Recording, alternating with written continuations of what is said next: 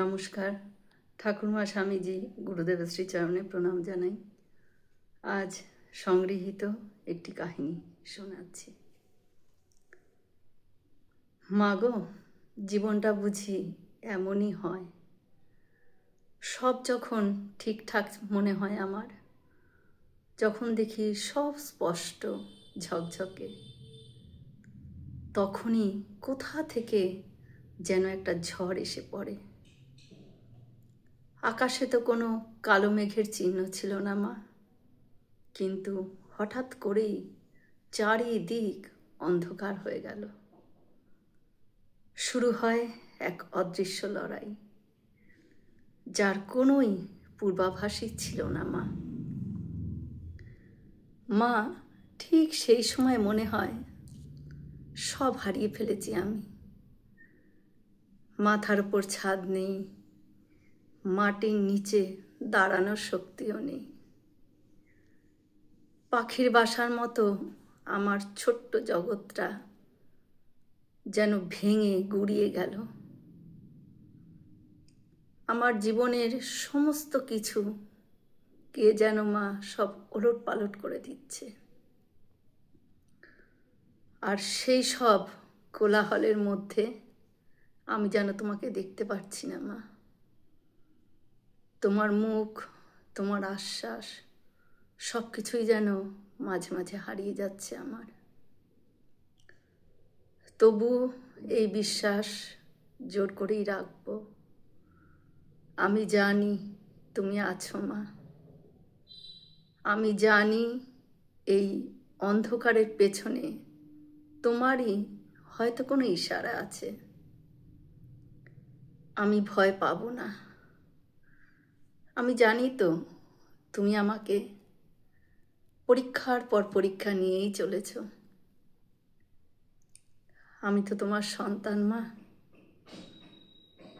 আমার মধ্যে তোমার শক্তির অজস্র স্রোত হয়তো বইছে, যা অনেক সময় আমি নিজেই ভুলে যাই। মা, তুমি আমায় যতই আঘাত করো না কেন, আমি জানি শেষে ঠিক তুমি আমায় বুকে টেনে নেবে। আমি বুঝে গেছি মা, যন্ত্রণার আগুনে পুড়ে এক নতুন আমি বেরিয়ে আসবে,